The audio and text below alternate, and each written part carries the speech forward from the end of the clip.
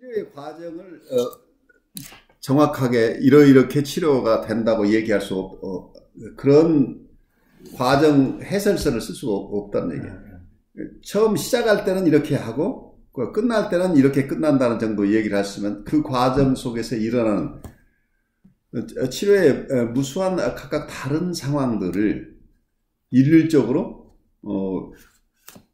치료에 와서 처음 5회기는 어떻게 하고 그 다음 10회기는 어떻게 하고 이렇게 계속 우리가 그리고 이런 상황이 있을 때는 어떻게 대응하고 이런 것을 우리가 보통 얘기하는 매뉴얼을 만들 수가 없다는 얘기예요. 근데 많은 경우 사람들이 매뉴얼이 있기를 바라는데 매뉴얼이 있을 수 없다. 왜냐하면 여러분들이 체스 게임을 할 때 체스 게임에 어떤 수가 있는지를 이걸 다 망라해서 책을 쓸 수 없는, 우리가 바둑을 둘 때 바둑의 기본을 만들긴 하지만 전형적인 몇 가지를 할 뿐이지 실제 무수한 변수가 있기 때문에 이걸 모든 경우를 망라하는 바둑 두는 법이 나올 수가 없다는 얘기예요. 그만큼 변수가 많고 또 하나는 우리가 만나는 대상들은 내담자는 세상에 한 사람밖에 없다는 거예요. 많은 경우에 우리가 나중에 코드 얘기에서도 우리가 좀 이해를 하게 되는데 우리가 어떤 사람의 마음을 이해한다고 하는 것은 그 사람의 내적인 상태를 이해를 해야 하는데 그 사람의 내적인 상태는 우리의 공감적인 어떤 접근을 통해서 일어나는데 보통 우리가 우리 심리적인 상황을 알려면 어떻게 해요? 우리가 우리를 성찰하는 거죠. 우리가 성찰하는데 내담자는 보통 자기가 성찰을 하지 못하는 사람이죠. 그러니까 그 사람 대신 내가 대신 성찰해 주는 게 어떤 vicarious로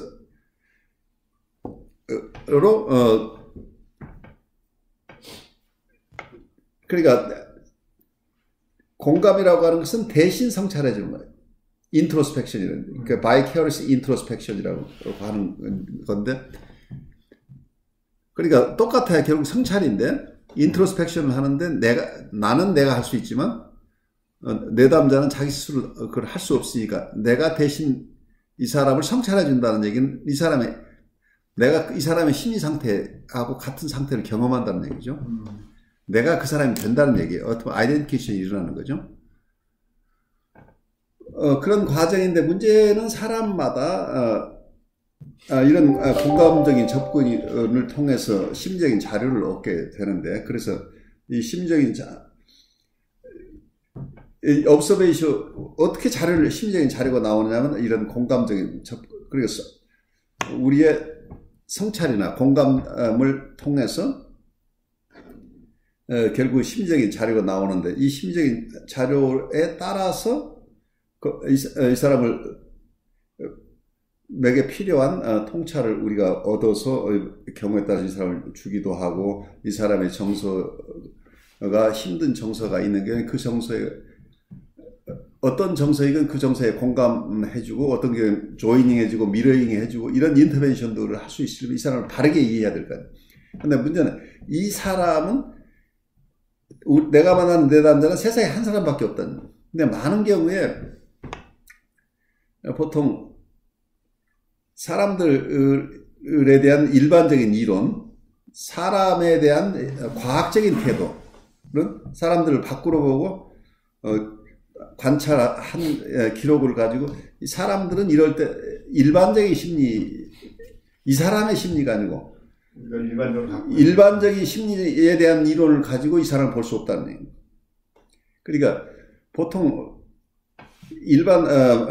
일반적인 과학에서 다루는 것은 우리가 사람이라고 하면 사람은 일반적으로 이럴 때 어떻게 행동하는가 이런 얘기를 할 수가 있고, 어떤 우리가 생물을 공부할 때 생물은 여러 종류로 분류를 하고 동물도 분류를 하고, 그러면 동물들은 일반적으로 몇 살이 되면 어떤 행태가 나오고 어떤 상황에서는 어떻게 반응한다, 이렇게 굉장히 일반적이죠. 근데 그것은 통계적이라는 얘기예요.